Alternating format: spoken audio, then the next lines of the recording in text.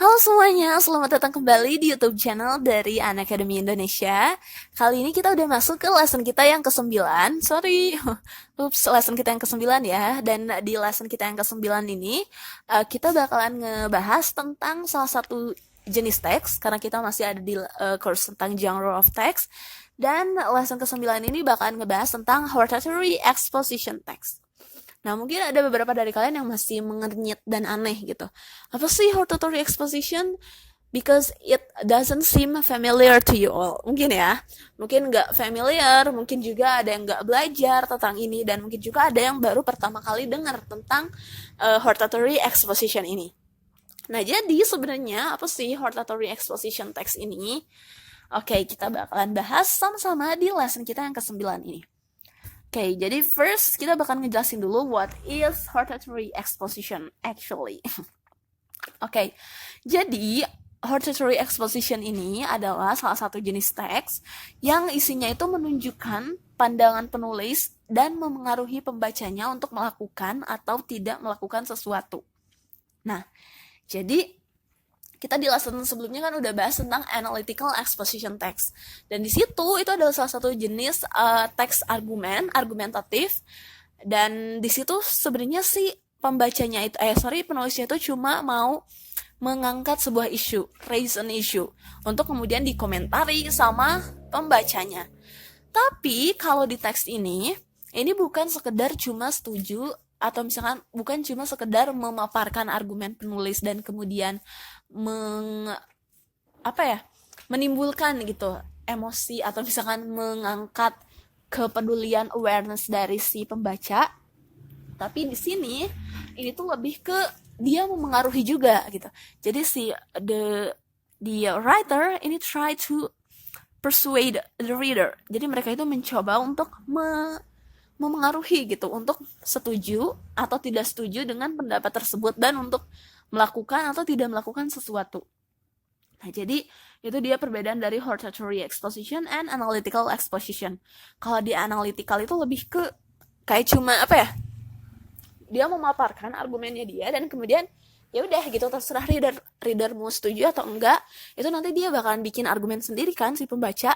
Nah, tapi kalau ini kita tuh kayak mendorong si pembaca untuk ikut setuju atau tidak setuju dengan apa yang kita tanggapi, kayak gitu loh. Nah, itu dia hortatory exposition, udah lebih jelas ya sekarang. Kemudian kita bahas tentang purpose atau tujuan dari hortatory exposition ini buat apa. Buat apa sih gunanya ada teks hortatory exposition ini? Oke, jadi hortatory exposition ini dibuat untuk bisa memengaruhi pembaca agar mereka itu bisa bertindak dalam melakukan sesuatu atau tidak melakukan sesuatu. Jadi misalkan nanti ya at the end I will show you how it works. Jadi di sini tuh kayak memancing gitu, memengaruhi si pembaca ini buat setuju atau nggak setuju. Dan selanjutnya ini ada beberapa generic structure dari hortatory exposition. Nah, generic structure dari hortatory exposition itu ada apa aja? Yang pertama ini adalah thesis, arguments, dan recommendation. Ini look so similar ya, sama banget, mirip banget kayak analytical exposition. Cuma beda di bagian ininya aja. Kalau di analytical exposition ini conclusion, di sini recommendation. Nah, inilah yang kemudian menjadi pembeda antara si hortatory exposition ini dengan yang analytical exposition. Kita bahas ya satu-satu, generic structure-nya kita bedah. Oke, jadi ini dia generic structure dari sebuah hortatory exposition text. Yang pertama ada thesis, ini sebenarnya sama aja ya kayak yang udah aku jelasin sebelumnya. Jadi thesis di sini tuh adalah bagian yang memperkenalkan topik yang akan dibahas dan hal-hal yang akan dibahas dalam teks.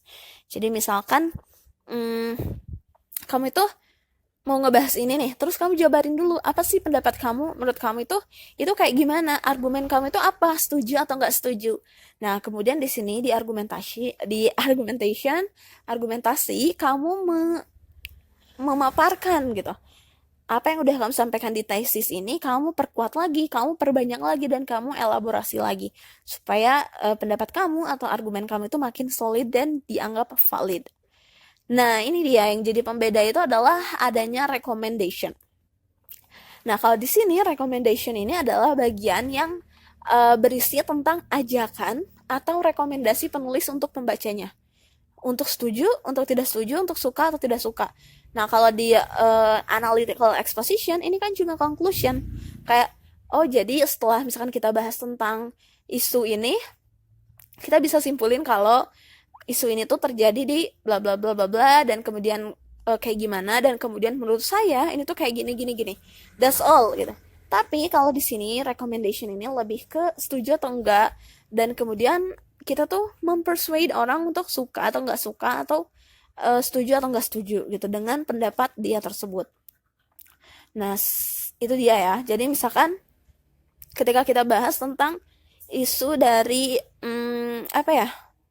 Full day school gitu, full day school system in education. Nah, di situ kita kan kasih argumentasi kita. Misalkan ketika kita nggak setuju, kita kasih nih, kenapa sih nggak setuju di argumentation ini, kita jabarin, dan di recommendationnya nanti kita tuh apa ya, ngasih kayak rekomendasi. Contohnya misalkan kayak, ya udah nggak usah daftar ke sekolah yang kayak gitu. Nah, itu kan mengajak pembaca, menyuruh pembaca buat setuju dengan idenya dia. Nah, itu adalah perbedaan atau itu adalah ciri dari hortatory exposition ini. Nah, oke, then sekarang kita langsung masuk ke language features. Language features dari hortatory exposition. Ada apa aja? First, ada simple present tense. Ini pasti ditulis dengan simple present tense ya, karena itu sama aja kayak si analytical exposition. Jadi kita menunjukkan stance kita di mana dan saat ini tuh kayak gimana gitu. Jadi lebih ke saat ini. Terus juga ada conjunction seperti yang aku bilang tadi di lesson sebelumnya. Ada kata however, ada kata on the other hand, in addition, in other words, itu adalah sinyal, itu adalah indikasi dari adanya conjunction. Misalkan conjunction untuk mengkontraskan gitu sesuatu. Kalian bisa bilang however, atau misalkan on the other hand, atau misalkan ketika kamu mau ngasih elaborasi dari apa yang kamu sampaikan, kamu bisa kasih in addition, atau in other words, dan lain-lain. Nah, kemudian juga ini ada adjective, karena ini berhubungan sama opini kita, pendapat kita, setuju atau nggak setuju, subjektif gitu ya, bisa jadi. Nah, kemudian ini juga ada adverb, karena di sini kita nggak cuma menjelaskan stance kita aja, tapi kita juga menjelaskan tentang isu tersebut. Makanya harus ada adverb buat menjelaskan isu tersebut. Adverb of time, adverb of place, dan lain-lain. Dan ada juga mental process. Di sini kita menjelaskan gitu kayak ini tuh I think, I feel, nah yang kayak gitu tuh namanya mental process. Yang think, feel itu namanya mental process. Nah, oke, mungkin segitu dulu aja yang bisa aku jelasin tentang hortatory exposition ini. Sampai jumpa di video-video aku berikutnya. Semoga kalian bisa ngerti sama apa yang udah aku jelasin. See you next time and goodbye.